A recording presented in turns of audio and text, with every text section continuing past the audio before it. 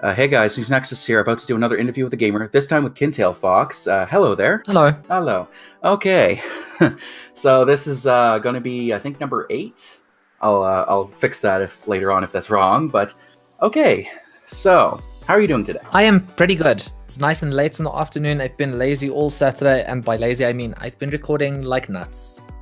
Because that's your definition of lazy. Ha! Yep. Well, having a 50-hour a week job means that I need to specifically put time out to make content, so there is actually stuff for the whole week. Exactly. I hear you. I know how it is. All right. So to get it kind of started off with this, what got you into gaming?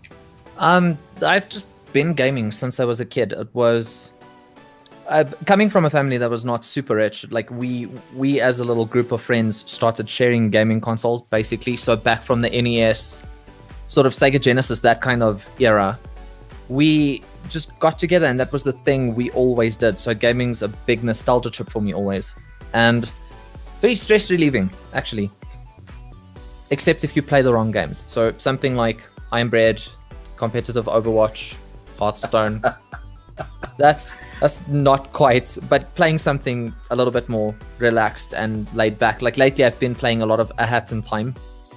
That's a very good game to just blow off some steam with, because it's very relaxed and cartoony and friendly and funny, and the voice acting's good, and I just enjoy it. That's good, yeah. So you found that gaming was a kind of relaxation technique, anti-stress sometimes for some games, as you said. Yeah, very anti-stress, very anti-depression as well. Because I've got a couple of friends actually that suffer with, well, I can't say severe, but very mild depression. And I just enjoy, from my channel and from my streams, I've been sending out a lot of games. So I'll get 2 humble bundles in a month, and then I'll just give keys out from the one. Because it is the most awesome thing to see a reaction from somebody who either is super into gaming or not into gaming at all. Just getting a game and then sort of matching it to their personality, and then just that happiness and that reaction is so awesome to see. So I feel that's money well spent. Oh, exactly. That's exactly. And Humble Bundle is a great way to support charities while getting games at the same time. So it's beautiful that way. Yes, so I currently use them myself. Yeah, advertising. I've had a Humble Bundle subscription probably the last 3 years, and if I claimed 10 keys, it's a lot. But giving out keys, I've given more than a Humble Bundle's worth of keys this month already. Oh, wow. There you go. That's good. All right. Spreading the happiness. Well, that's a good thing to do, believe me, because it feels better to give than get most of the time. So that is a good thing. I think we're going to go to one of the big topics here, which people are going to notice, is that you're not primarily on YouTube. You are on Vidme. I have not been on YouTube in a long time. I mean, I still have stuff up on there. But yes, I hail from the land of Vidme. And so this is going to be kind of a different turn, because I have been doing a lot of YouTube, but it really interested me to hear about this. I'm also, so I know everybody, I am currently putting stuff up on Vidme. Very small, getting there. We'll see what happens. But yes, how about you give us a general explanation of what Vidme is and how you're doing on it? Okay, so Vidme tags themselves as the imager of online video. So it was never about getting views and sort of the statistics-driven YouTube. This was an alternative to that. So somebody who just wanted to have a 2-minute video up of their pets playing, and then to have people see if they enjoyed it, they could comment, they could upvote it. So very similar to the Reddit format of things. And then obviously the higher it was upvoted, that would get to a certain page, and then it would do very well. That was the initial idea. So unfortunately for them, unfortunately for us, things sort of started blowing up a lot for them as of November last year. Meaning they got a whole flood of site traffic. They started having about 50,000 videos an hour uploaded to them. A lot of people that were unhappy on YouTube or felt that they were not getting anywhere sort of looked for alternatives and came across Vidme from either Medium or from the site itself or from the Reddit page. Mm-hmm. And a lot of these creators have really been taking off. I mean, myself personally, my last channel the KinTailFox channel that's still on YouTube, I barely got views in the end. Like it started going from 1 to 2 to 3, and it stuck around 3 views. And it was kind of horrendous. And I swapped over to Vidme the 5th of January of this year. And currently, it's not bragging, it's like giving statistics because it's kind of dumb. But I'm currently sitting on 657 follows. I am about to cross 38,300 channel views, which is amazing. And I've connected with, other than just the statistics, I have connected with so many people on Vidme, and I've collaborated with a whole bunch of them. A lot of them join me on streams. A lot of them just hang out with videos. A lot of us hang out in Discords, because what Vidme wants to do is sort of put creators together to fraternize and grow from each other and to have fun while doing it. So what YouTube was trying to be back in the day when it's infancy, Vidme is trying to get that kind of going and kind of focus on that. Yes, so they want to do the whole mixing of creators thing. They want to create sort of a friendly platform that's for creators by creators. So even the trending pages per category, everything is curated by the community. So it's your upvotes that count, it's your views that count, your reaction to a video that counts. Okay. And so generally from what I understand and what you're explaining to me, is that basically they're trying to put forward the creators first before putting the money first, because it seems like, especially from what I understand from you and what I've seen myself, is that they're kind of putting the funds and stuff on a back burner and kind of putting the creator focus and getting the collaborations and stuff together in the forefront. And I think that's really fresh, especially for this day and age, because yeah, you know how YouTube is, especially with the changes they've been doing, the controversy and everything that's coming out now. It's really nice to kind of see a site that's kind of doing that, and I am currently very happy to get started on here. Yes, it's a lot less competitive because there's a lot less bullshit involved, if I can put it that way. Yeah, that's perfect. Yeah. Because with YouTube, there was a lot of community back when I started in, I think it was 2011. Was when I put up my first video. After I put it, I am this old, I'm just going to give this away now. Very first video I ever made of a game was a short mini review that was written horribly and recorded with almost no software. I had my webcam in my shirt because I didn't have a separate microphone. And it went up on Screw Attack and got nowhere. Wow. So just giving away my age. With Vidme, it's different. So Vidme is less statistics driven. The only way to track your stats, and it's very basic stats, would be to go to a site called uptrend.tv, meaning that will give you your viewers per hour, your likes, your dislikes. Well, there are no dislikes, but it's basically your like to dislike ratio. It's going to be your retention time, how many follows you got in one day, basic things. So how your channel's improving or sort of declining. And then you can pinpoint exactly where and why. So what Vidme pushes a lot is they want to put creators first and not advertisers. And they eventually did monetize a little bit earlier this year, but basic monetization. So you'll have banner ads. Nobody has anything to say about that. And that was when the first adpocalypse happened. And Vidme said, okay, if all of these people are going to come over, we might as well sort of try and monetize for them. There was a tipping system, and that tipping system is still in place. Yeah. Or you could subscribe. So, and every creator gets to sort of decide on their own level of subscription. There can be multiple ones, anything from, I think it's 99 cents upwards. So you could get crowdfunding if that's something you want to do, if you want to make a living out of this. But very few Vidme creators are actually pushing for that, because what most of the atmosphere has been is that everybody is so happy to find a place that they're actually being appreciated, and they get to mingle with friends a lot more. That the money actually comes second. Nobody's worried about tipping or all of the stuff. There was a little bit of a trend where everybody, if a video was good, you'd get $1 or $2 or $5. But that sort of stopped. It sort of died out after a while, because then we noticed we didn't need that. Yes. So that is definitely an option. But even if you look at the video layout, so you can click on a video and the little screen will come up.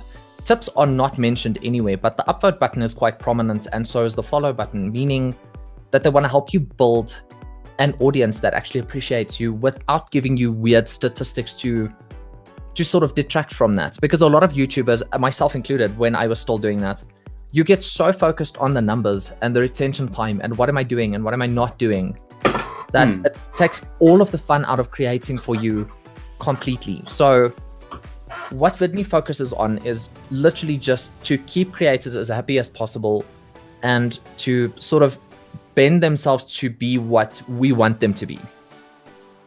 Okay. So yeah, so basically what it is the options there. The subscriptions there, so people who are trying to make a living from this can, in the sense that if people want to help them out like that. But it's more about building a community, building an audience, and kind of getting people that are kind of appreciate what they do, the content they put up. And like honestly, I'm gonna have to put this out forward, is that I pretty much gave up on, you know, becoming something huge really after a while, because, you know, YouTube is really hard to get up there. But the thing that I have been trying to push is I kind of want to get to the point where I have, like, I love interacting with the audience. I love kind of getting the reactions to the things I do, videos. I like wanting to get more of a social interaction between me and my audience. And from what I'm hearing from you, it seems like Vidme is a good place to get at that. I'm still going to do YouTube, of course, in the forefront. But I feel like Vidme is kind of going to be my little gem that I'm going to currently work on and see where it goes. So that's good. I really like hearing about that. Yes, that is actually the main focus for them as well. Yeah, and that's the kind of thing that I kind of want to put forward, because I had no idea about Vidme until Tash kind of mentioned it, and then I heard it from you, and I'm like, oh, okay. And then I started checking it out, and I'm like, kind of getting excited about it. So it's kind of nice to have that kind of thing. I'm like, cool, so there's another thing I can do. So we're good with that. Anyway, so we've talked about Vidme. Okay, let's see here. I'm currently on your Vidme channel, and I would like to ask if there's any video series that you kind of like to shout out right now that you currently do. Something that I've currently been doing. Let's see. I think mentioning Tash as well, I think the most prominent thing I have done on my current channel, and the longest running series I currently have, is Stardew Valley with friends. Yes. It devolved from being about a video game, and actually it started out as us testing a mod for base Stardew Valley, because Stardew Valley with friends should already sort of set off alarm bells.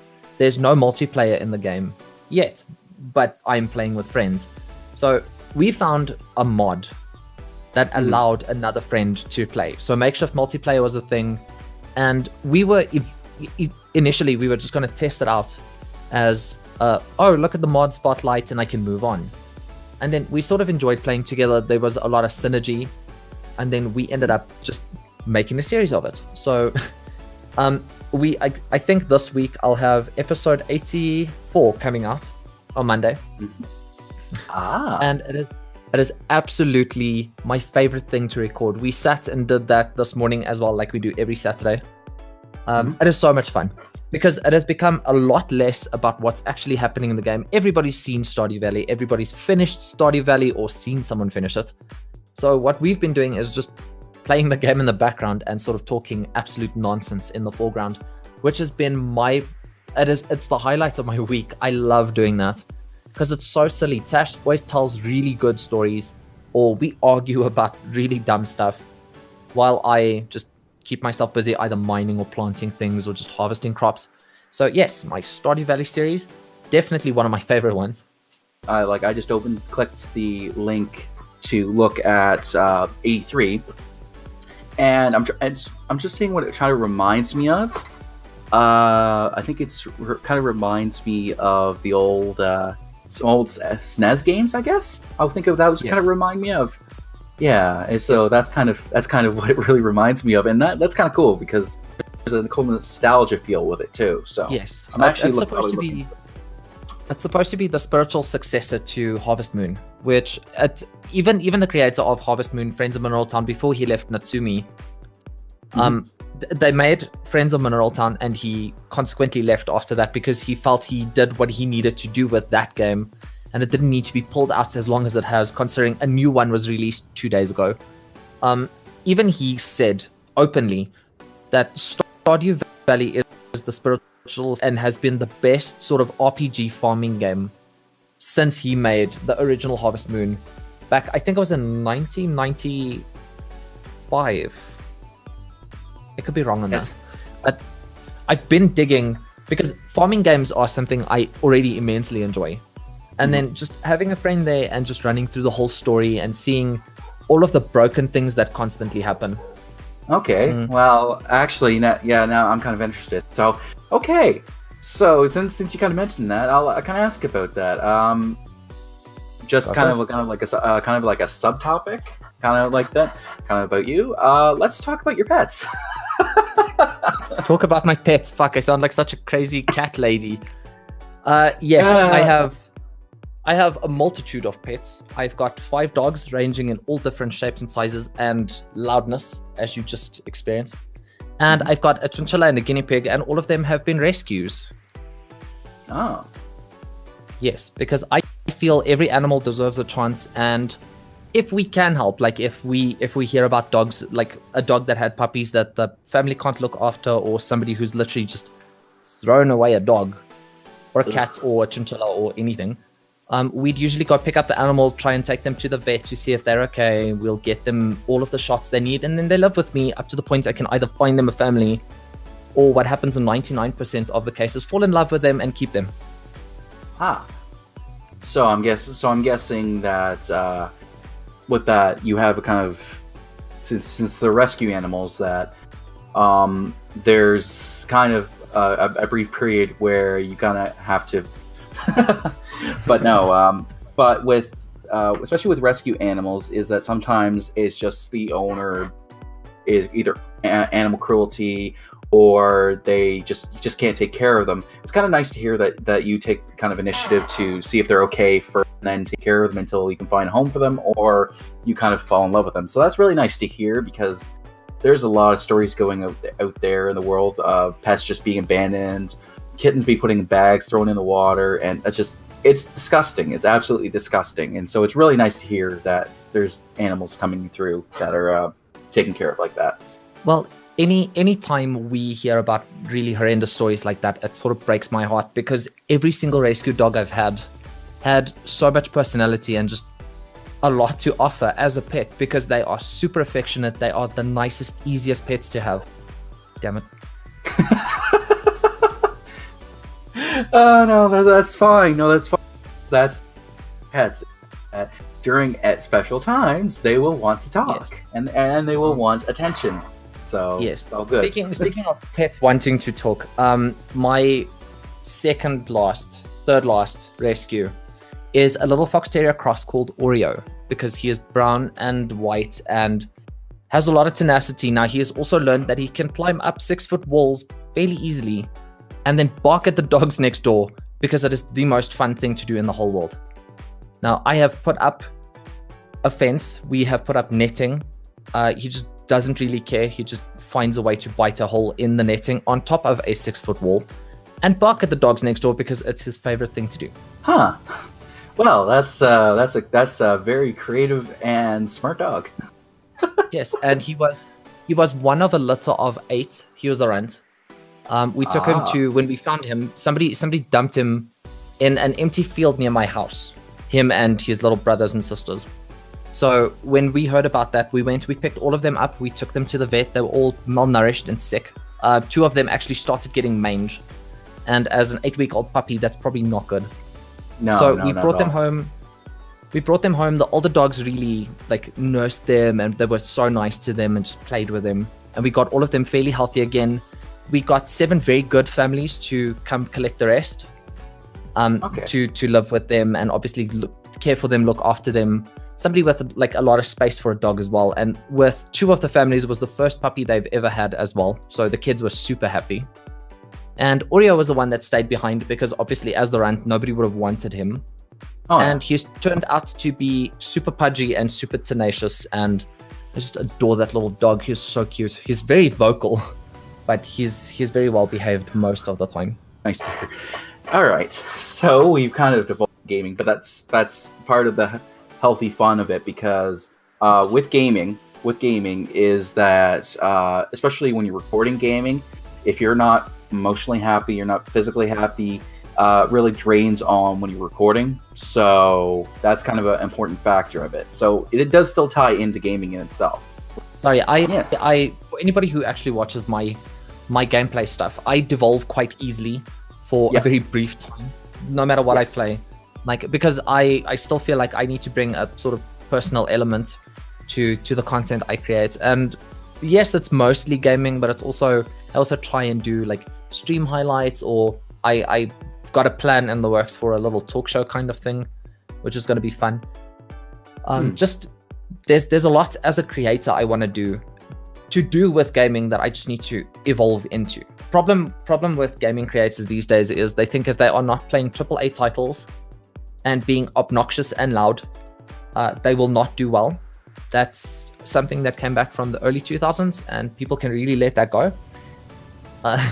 For now, the only thing, the thing that pulls me into a video is not necessarily even the game anymore. It's the personality and sort of that experience and that journey.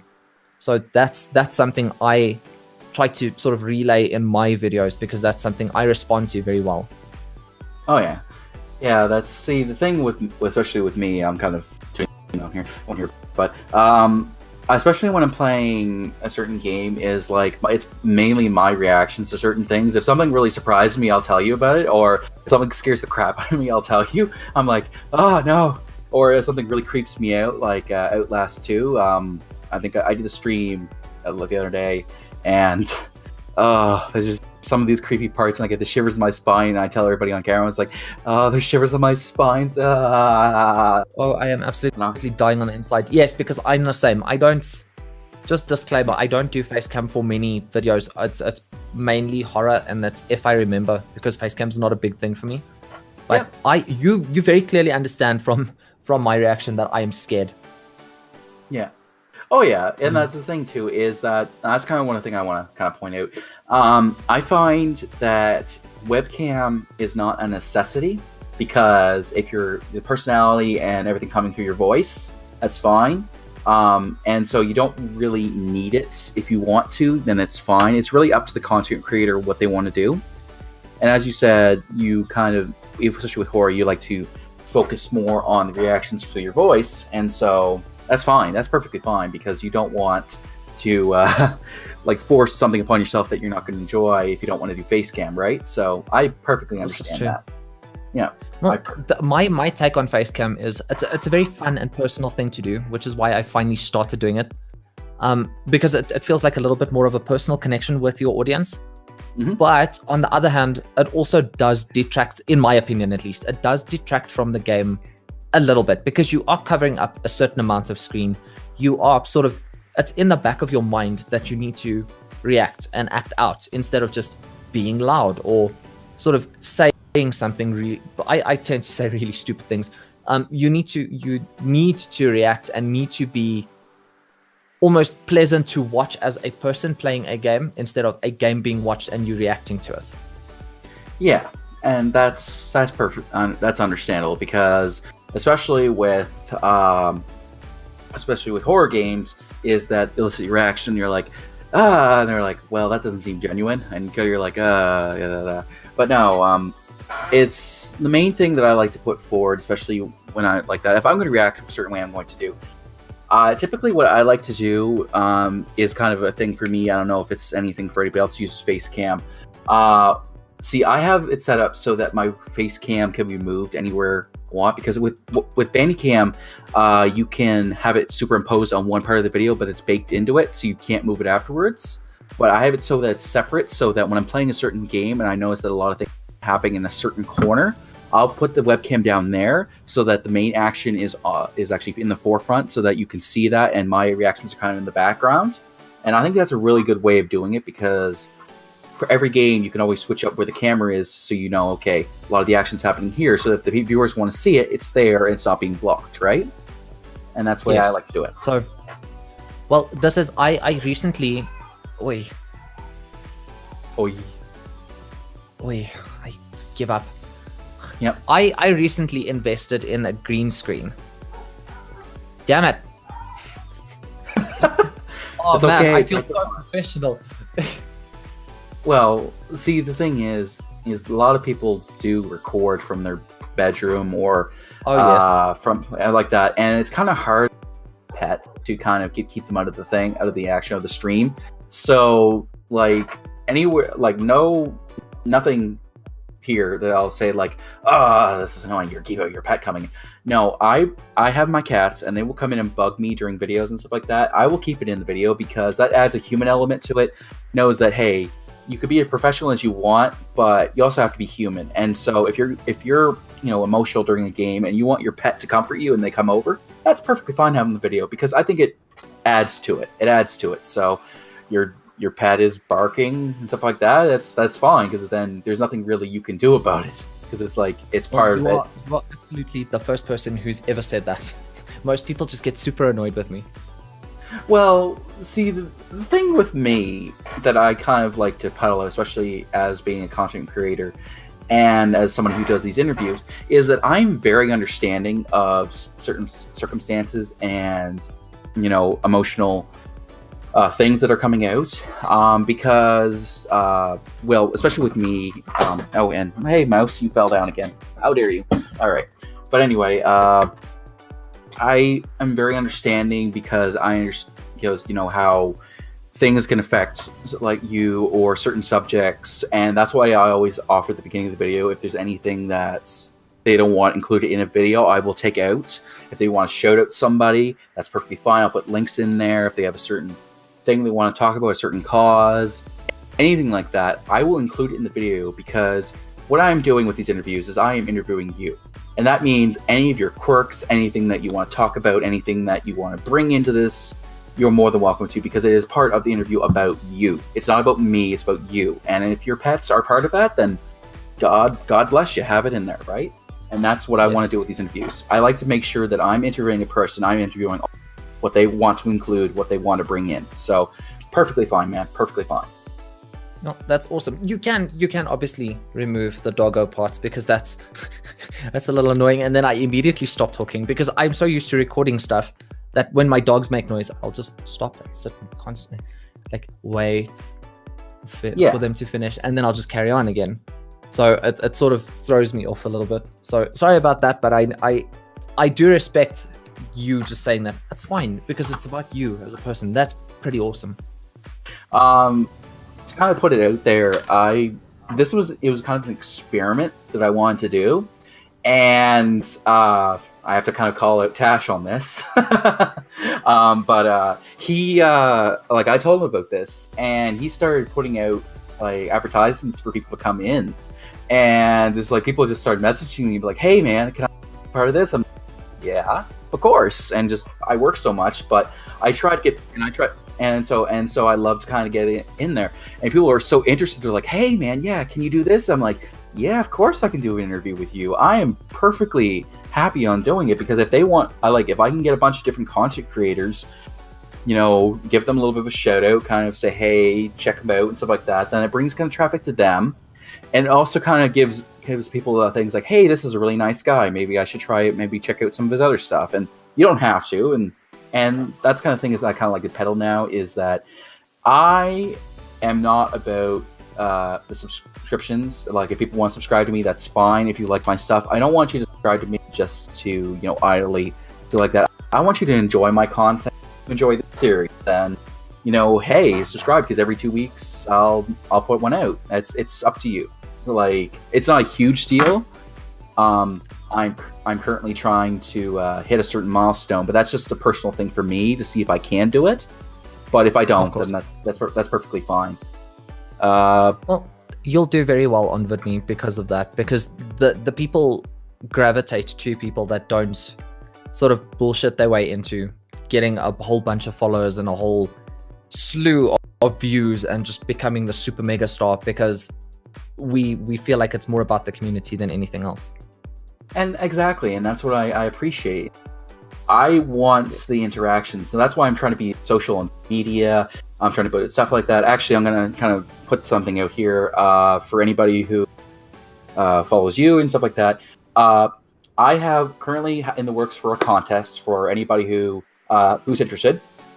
Coming up, I have a goal of 100 subscribers by the end of the year, or hitting 300 videos on my channel. I will be releasing a contest for people to win a prize. The prize is unknown at this point because I want to keep people interested. But once I either hit 300 videos or I get 100 subscribers, I will be releasing the contest to anybody who wants to enter. So kind of throwing that out there. Anybody who wants to enter, everybody should enter. Best channel, Yeah. IGN, 10 out of 10. Yes, 10 out of 10, yes.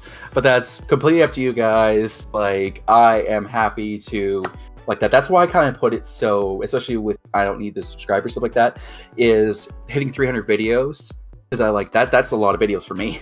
Like, because that's 300 videos that I put up myself. And it's just like, that's kind of a milestone for myself. So that's why I kind of put it up as both. Because then it says, hey, either way, if I don't accomplish my goal, that way there's another goal that I'll accomplish and I'll still give out to you guys. So that's my main thing. That's it. Well, I share the exact same belief. I appreciate every single follow on my channel, and every single view, every single comment is super much appreciated. But I am doing this because I enjoy it, and I want people to enjoy it with me. So if you enjoy it with me, please feel free to stick around. If you don't enjoy it, pretty sure you'll find someone else you do enjoy. Yeah, that's the truth. Okay, I'm gonna kind of throw a little kind of an emotion thing here. Sorry, I have to say it, but there is a reason why I do my channel. Like people who probably who have seen me on social media and that about 2004 May 2014, my father passed away. And he was a avid viewer of my content. Well, my gaming, really, I shouldn't say content because I really wasn't doing it at that point. Where he would just watch me play games, and I wanted, when he passed, I kind of wanted to do something which would like kind of outlet that for him, because he was somebody who just watched me play games for hours on end, enjoy it. And so when I decided to do YouTube, I wanted to create these moments where people could enjoy it with me. If I did something funny, if I did something hilarious, funny or emotional, stuff like that, people could react with me, and that's what I kind of wanted to do. And so that's why I do my channel, is I do it for him. So it's not all about being up there with the views and stuff. It's more about giving people moments that they can enjoy, relate to, and that's what I kind of want to do with it. So that's why I kind of attuned to what you're saying about enjoying every follow and like that. I love seeing comments on my videos. I love reactions and certain things where people are like, hey, that was really funny, or that was epic. I'm like, thank you, I really appreciate that. I love hearing that kind of feedback because it gives me a kind of epicness to it, so that I'm like yeah, somebody enjoyed it. I don't care if I have even one subscriber. If one person likes my video, tells me that they enjoyed it, it's all the world to me, because that means that, hey, I did something right, somebody enjoyed it, made their day better. That's what I want to go on. And that's the same kind of thing I'm getting from your channel and what you're doing. To me, it's always been about just the fun of creation. Yeah. Because believe it or not, video creation has absolutely zero to do with the job I do for a living. And because it's a separate world, meaning that is where I go to relax and just have fun and do silly things and do whatever I feel like. I can't say whatever I feel like. It's say whatever pops into my head at the real worst moments ever. But it's sort of me putting me out there instead of me being corporate, boring, stressed out, tired me. So that is of the person I want to be. And that's why I feel if you genuinely enjoy that, I'm not going to force myself down your throat.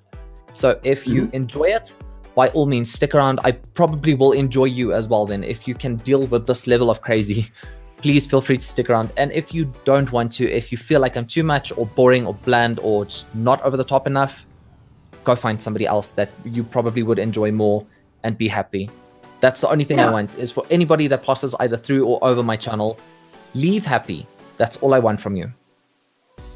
Yes, and that is perfectly good. And I appreciate hearing that, because that's the thing. That's why I like to, especially with mine, is the same kind of thing. Is like, hey, you like me, you know, you want to stick around, well, then you can hit that subscribe button and let you know that, hey, I can let you know about. If you don't, and you don't really want to, that's fine with me, because, you know, everybody has their own tastes. Like, the way I put it is that you'll grab people who like your stuff will gravitate towards you, and if they don't, then they can just gravitate the other way. That's fine, because you are a person. It's like, you have your own needs. You don't like what I have. Well, then there's somebody out there who does, and there will always be somebody out there who will like your stuff, because there are many different people in the world. One person can make a difference. One person cannot make a difference. That's the thing. Like, there's two different sides to the right. So you are good with that. Exactly. So, which is why I say I fully understand if I'm not the kind of person that you would like to watch. Chances are you are not the person I like to watch either, because everybody's got their own personality. Everybody's different and have different tastes, which is why some of us sort of gravitate towards one thing, and there's variety and spice. So I'm happy if you noticed me and I was not for you, by all means. If you noticed me and you feel like you could sort of stomach me for a little longer, I appreciate that. Yeah, it's just we'll say we're not kind of the person that's like, senpai, notice me, senpai, notice me. I know, but I had to throw that in there because I was just noticing it. Well, to be fair, I've tweeted that at many people. Senpai, notice me. Yes, I know, but it's good. Yeah, it's a Vidme thing, because I think it was about 2 or 3 months ago I got featured. So I am a featured content creator, meaning that they push me sort of to the top of the site. And Vidme themselves thought I was doing something that they liked, so they featured me. And then one of the sort of the people that founded Vidme followed me, and I was like, oh my god. I took a screenshot to my phone instantly and just cropped the thing out completely, and it goes, Warren followed you on Vidme. And I go, senpai has noticed me. But afterwards I was sitting there going like, I am such a dweeb, can I just get it together? And turns out like he actually appreciated that, so because we've been talking like on and off since then. It's pretty cool. A lot of stuff around Vidme is very personal. Like, they have no problem getting personally involved with whatever's wrong. So I really do appreciate that from them. Oh yeah, that's good. And see, that's the kind of thing, is having kind of those little funny moments where you like do that kind of stuff. It really makes people like interested, especially if they enjoy niche or genre. They're like, oh yeah, I get that reference, ha ha ha. And this is good. It's good. So, but anyway, wow, yes. It's like this. I will say that this interview has been very enjoyable so far. So we're gonna get into some more stuff here. Yeah. It's good, no, because this is the interview with a gamer, right? So it doesn't always have to be about games, and so because it has to be the person behind the games. So yeah, this is true. Well, we should probably, since you know it is interview about games. We could talk about games. I can talk about games for hours, so just be prepared. So I see you do vlogs now. As I've kind of dabbled into myself a little. Do you find it's difficult to do vlogs after doing game stuff like that, or do you find it's just easier because you can just talk as much as you want? I think that's more based from person to person, because I know other gamers that have real issues with doing vlogs, specifically since there's nothing sort of carrying the conversation. Because there's no game to talk about, there's nothing to react to. It's literally just you in a chair talking to your audience. I really enjoy vlogs. Like I said, I'm a trainer. I speak for a living. So that came very naturally to me. That the channel almost was only that, and then I went back to gaming because I thought I need to sort of appeal to people a little bit more. So I don't just vlog out to no one, and I don't always have something to say. But the couple of occasions I have, I found it really enjoyable. Like, I could sit there and record for 2 or 3 hours and cut that down to 20 minutes because I tend to either happy babble or just get way too excited about something. So no, to me, vlogs very fun. It's a very personal medium of me sort of venting how I feel to my audience or asking for opinions or getting them involved. So vlogs, I really enjoy vlogs. My channel will never be a vlog-centric channel. Like, I don't put them up often enough. But definitely an enjoyable thing for me because that sort of gives a personal element. Okay. Yeah, it's because I noticed the title of 12 here, babbling. So, yeah, that's the thing. Is I think it's difficult for some people, kind of tying into what you said, it is because they don't really have any content and like that, and they don't feel really comfortable about talking about themselves that much.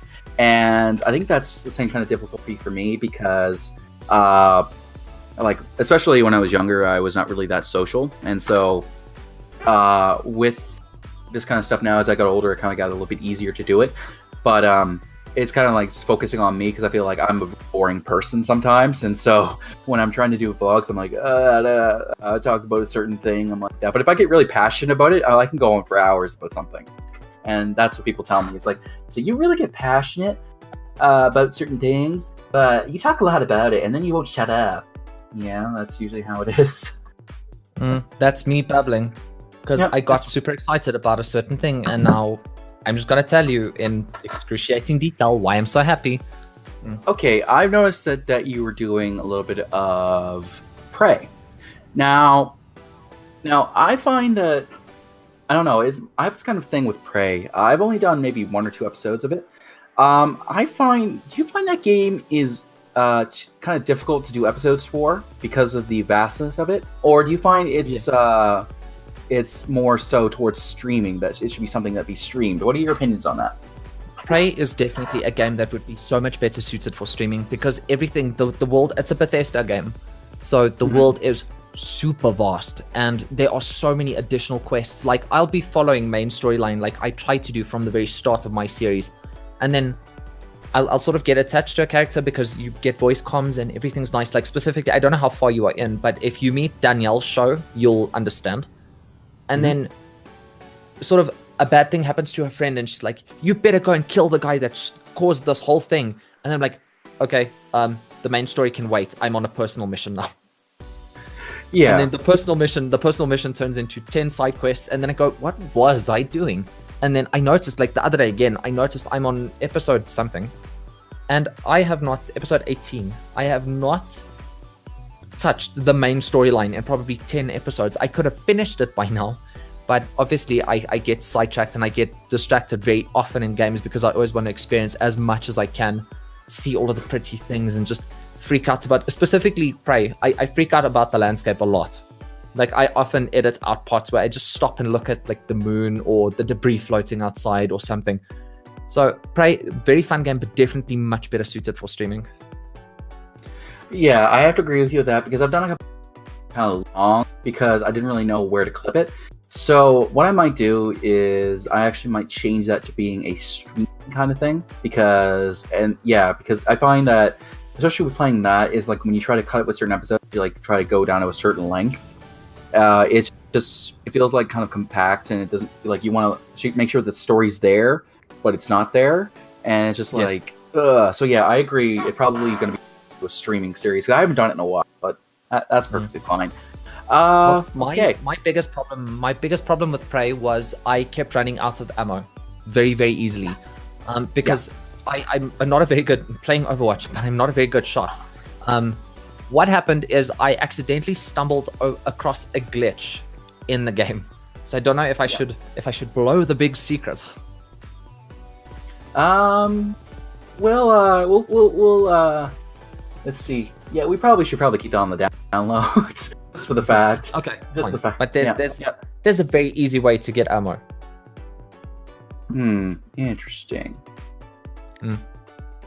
Oh yeah. Well, so we'll go with that. I'll tell you afterwards. Okay. Yeah. That's Well, it's like people are like, if you really want to know, if you really want to know at this point what he was talking about, you can message me on Twitter and I will tell you. Yes, my Twitter handle is at KinTailFox, obviously. So if you want to know the glitch, I'll just send you a video link. It's perfectly fine. It's not even my video. Yeah. I just found it and then I googled it and it works. Yeah, that's fine. So if you're really interested, either message me or message Miguel. So that's good. That's good. So I want to talk about golf with friends. Oh god, I get so angry at that game, but it's at the same time it is so funny. I know. See, recently I actually have it now, so I'm really hoping to do some collabs at some point, and actually run so I can actually record it. But like, I think that game deserves an award for glitchiness. Yes, because most there's sometimes stupid game. Yes, but still 10 out of 10.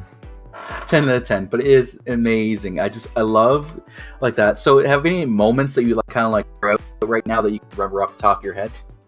Oh yes, many. Aside from the difficulty of the game, because of the glitches and the fact that I have a super duper evil friend called Tiddliwinks. What she does is she goes and creates she creates a lot of custom games for us. Meaning she puts collision on. So if after your first stroke, if you hit another ball, the ball moves or moves a lot in certain cases. Winks always makes up the worst possible combination of games, and it is always hilarious. The couple of moments I can remember with her, we were playing one of my other friends from Vidme. Is the dude's like built. He's a cop. He's a wrestler. Like, he's a good fighter. And she terrified him to the point when if you saw that little pink ball come over a ledge, he just shot any direction, just ran away immediately. It was wonderful because she is the best at being the worst, because she'll wait for you to get to the very edge of the hole, and it's one of the most difficult things, and she'll knock you way out of the map. Or she'll create a custom game like she's done with us so many times, and she'll either up the gravity to the point where you barely move, or she'll completely remove the gravity, give us all random shapes, and then start knocking everyone about. It is the most fun I have. When she says let's play golf with friends with a couple of people, I am there so fast that actually I always certain I broke a mouse doing that. Oh Jesus. It's just a lot of silliness. We've had so many good moments in that game that it's hard to name them all. Oh, but yeah. Scaring Craven, very good idea. Winks just generally going, oh, damn it, I got in the hole. If she accidentally scores a hole in one because she wants to hang around on the course to just antagonize all of us. Okay, so totally shout out to Tilly. Yes. I should actually pull you into a game with her, and you can experience that for yourself. Oh Jesus! Oh, okay, I'll have to do it at some point. Yeah, I will throw the link to Tiddlywinks on. Is she on YouTube too, or just on Vidme? She is on YouTube. She's actually doing very well at the moment. But that wasn't supposed to be like a super shout out. She'll shout at me for doing that. But she's one of my close friends. She's very silly. Okay, well the only thing is, especially like that, what I do, I like to put it in the description, just saying, hey, you want to check her out, you can. That's the only thing I do. I don't like saying, check this out. No, I usually just put it in the description, just because anything that I mention these videos link wise, unless you do not want me to, then I won't mention it. No, it's perfectly fine. Okay, that's fine.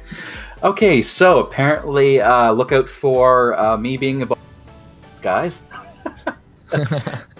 I promise I'll try and protect him. No. Oh, no.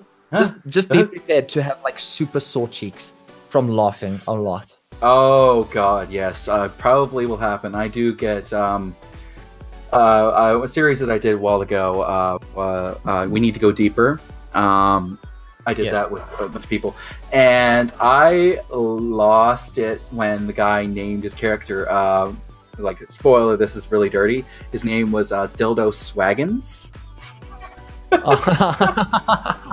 And I lost it. I know, and I saw the name, and I burst out laughing at the beginning of the episode. I was like, dildo swaggins?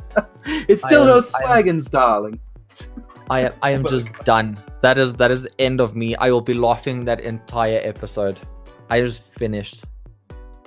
Yeah, I just lost. It was so good, and the sexual innuendos in that video. Oh my god, it was hilarious. The charts. Because that means I will enjoying it. I will have to put a link in the description to that video so you guys can see that. Oh my god. Oh, it was so good. It was so good. And that's the kind of moments that you want to have, especially when you're recording. It's like you have moments where you can't control yourself laughing. People were like, what is going on with them? That is the most, like, those are the moments in gaming that always stand out for me so much, is when I'm doing real silly things with friends and we just bust down laughing, and it's just a very good but frustrating time. Like anything that sort of pulls in a bunch of people, specifically friends, that always sticks in my mind so much. I finished a lot of games in my time that don't really stay with me, in a sense. That makes sense? Yeah. Oh, yeah. Because not everything's going to be this mind-blowing experience, but I can play something broken and boring and sort of basic as golf with friends, with a bunch of people, and those moments will always stick in my mind. Recommendation, if you haven't played already, see, Gary, you probably heard Gary's mod. Yes. I'm guessing. There is a couple game modes, Prop Hunt being one of them, which is probably more prominent than anything else. And there's one called You Touched It Last. I recommend you play that with some people, because let me tell you, the hilarity that happens during those games, you will not stop laughing. Because Prop Hunt is, probably people who don't know, you get to play hide and seek with props, and when people get to play the hunters, you get to play the props. Is hilarity in that, because then you can troll people while you're playing that. And then You Touched It Last is basically dodgeball with explosives. That sounds awesome. I need that in my life. I made a note. It's on one of my sticky notes. I'm definitely playing that very, very soon. Yes, because believe me, the hilarity, because you can set different game modes and that. So basically what happens in that game is that you have a ball, the person who's it has a ball, and it's colored their color of their shirt, and you have to hit other people with the ball, and there's a timer on the ball. If the timer goes off, the ball explodes, killing you and anybody who's near you. I'll hold on to the ball and literally just bound in the middle of everyone. Yeah, I did that once. I did that. I did that with when I had the ball and I was holding it, and he goes, "Just throw it." I'm like, "No, I'm just gonna follow you." And he goes, "No." I'm like, no. Yeah, I got you. That's done. Yeah. And the moments in that, it's freaking hilarious. So I recommend it. Really, it is absolutely fantastic. So yeah, definitely that's another game that you probably should look into doing, because it'll be hilarious. And if you have the right people with you, oh my god. I am 100% down. There you go. Here's one thing I've kind of noticed as I've been browsing your Vidme. There is a tag gaming. Is there a certain way do you have to be verified to get those tags? Because I hear that there's a little thing called gaming. Yes. Yes. As soon as you get verified, you earn the right to get tipped. You earn the right to monetize, and then you'll be able to put your little tags. The tags don't really make sense. That's just for anybody who wants to see anything on gaming can click on the little thing that says gaming, and that gives you sort of the breakdown of the entire site and where people placed. Oh, okay. Yeah, because I noticed that. I was kind of worrying about it because I was going around mine. I was just like, no, I don't understand this. So I figured I'd ask you. So that's good.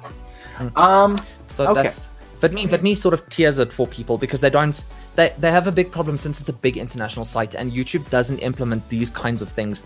So you don't want people tagging the wrong category and then getting a vlog up to the top of gaming. And you also definitely don't want somebody flooding the whole thing constantly. So what they've done is they've given that to verified creators. So to be verified, for those of you who don't know or are actually interested, you need 50 followers. That's it. Yeah. 50 followers and at least one video. Yeah. I imagine by the time you get 50, you should have more than one video, though. I'm guessing. Oh, I think when I hit 50, I was on 175 videos. That was a slow start. Oh, I imagine so. Okay, so now we're going to move on to something like this. Because we talked about we talked about pets and stuff like that, I'm going to extend this interview a little longer because I'm actually really enjoying myself right now. So editing's got to be fun. Yes, it is. Yes. I want to talk about your thumbnails. When you're doing your thumbnails, is there certain do you go them, or you just randomly just throw something together for it? And my mouse just died again. I with thumbnails, because I am super inexperienced at Photoshop. It's not something that I've had access to all my life.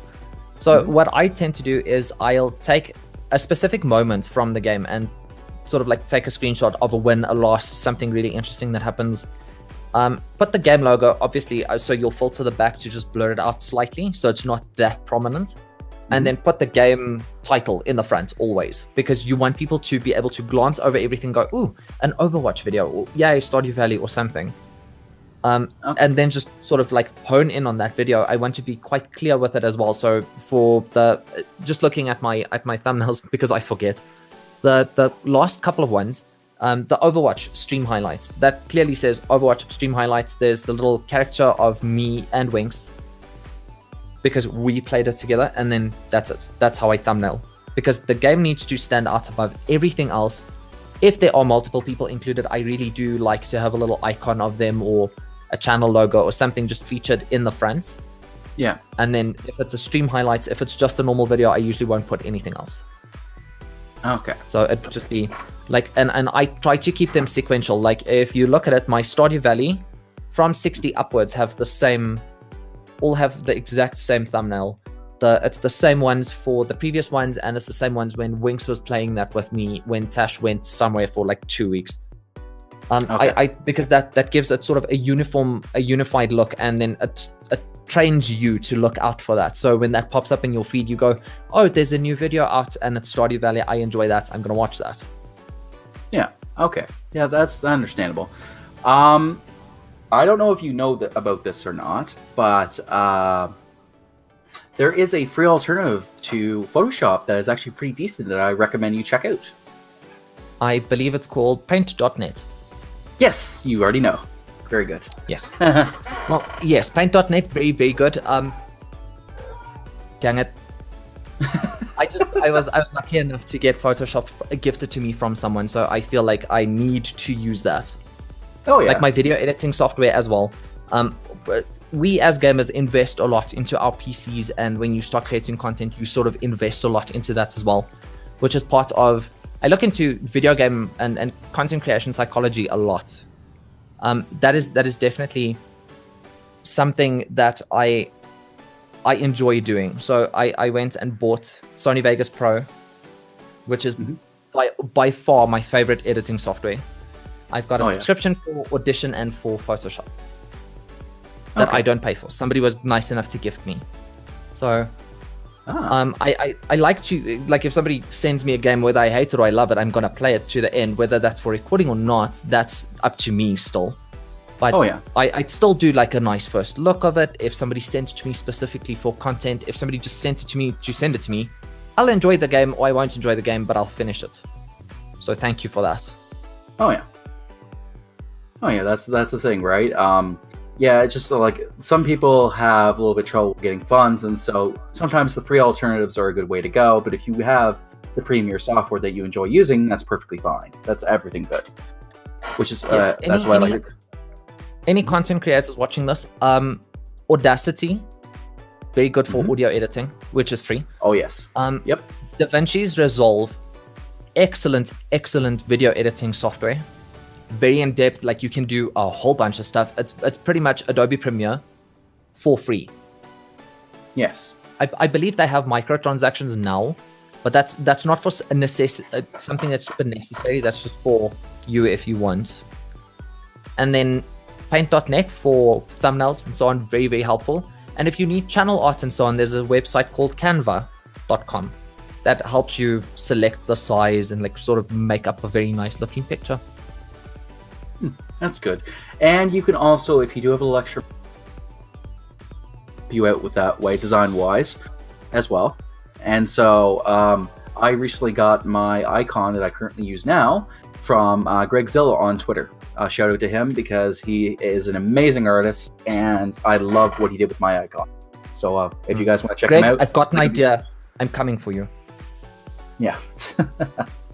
Yeah, he has a certain period where he does commissions, so you have to watch his Twitter for when he puts them up. I think he's closed them for now, but he does commissions are like 25 USD, but they're really, really well done. He gets back to you in like a couple hours. It's amazing.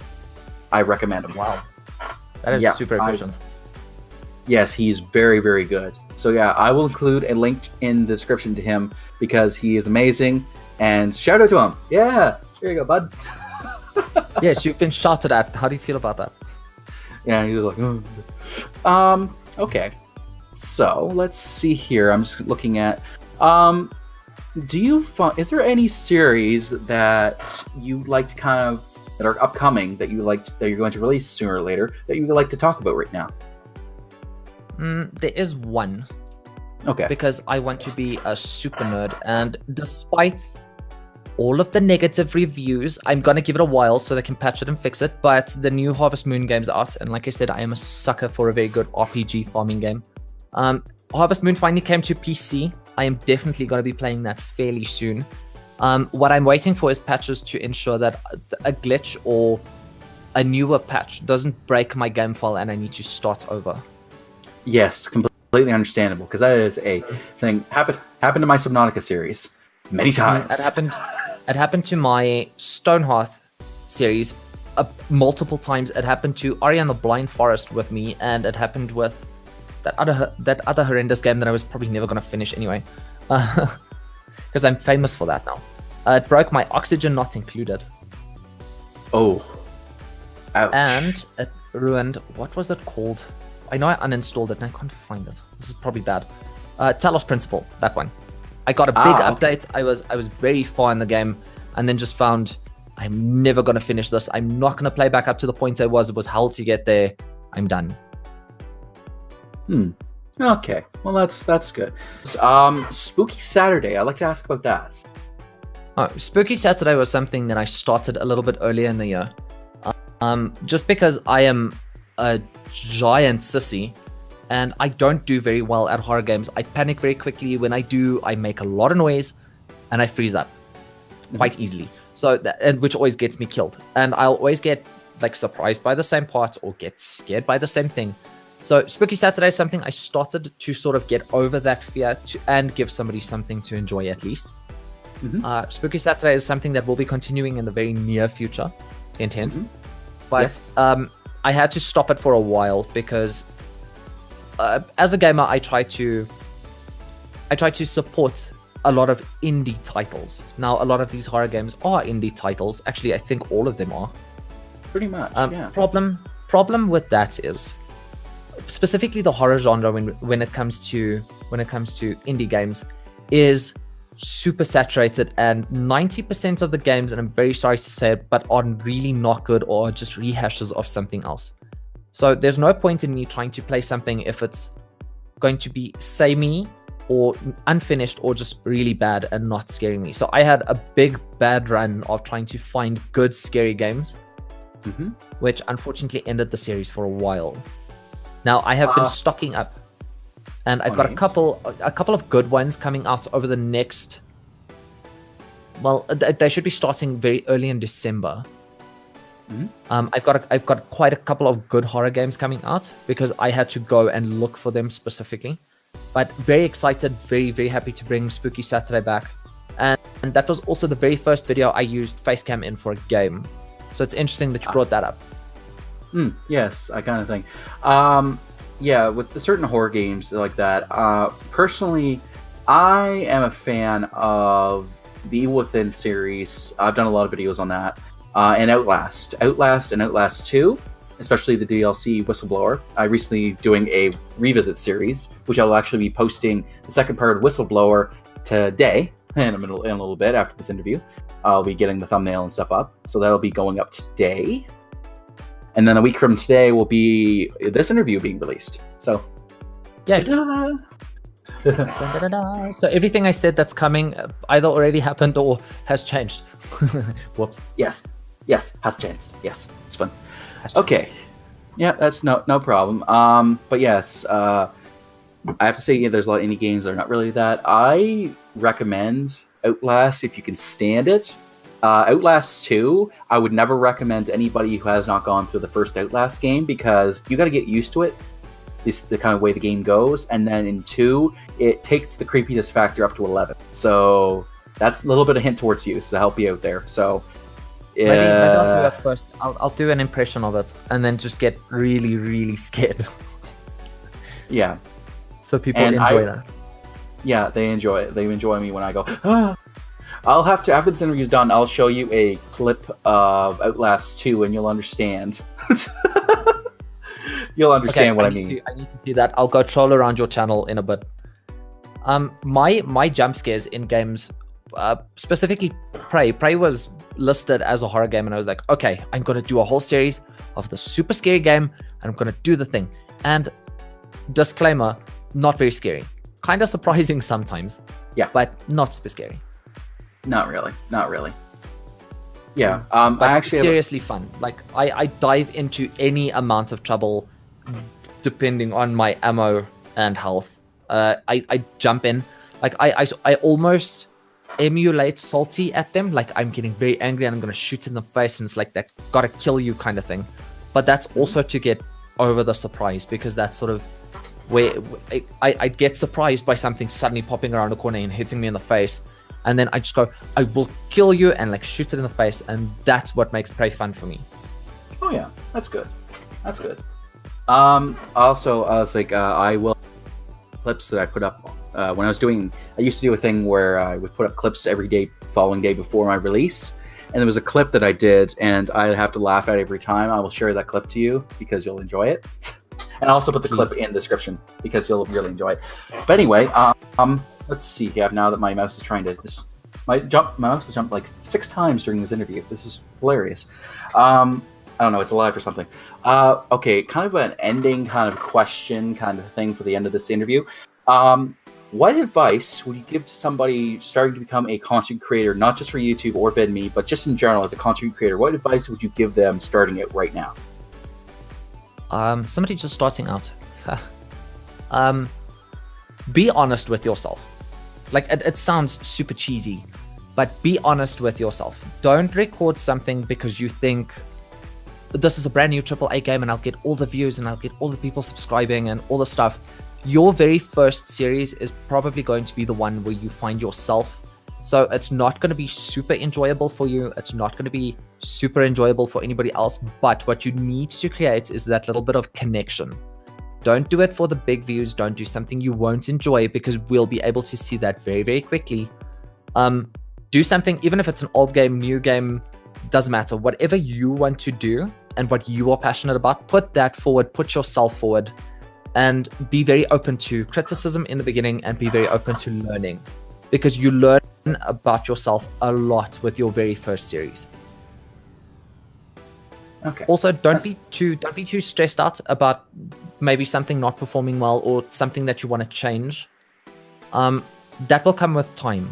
You evolve past that. Like, you grow as a content creator literally from video to video.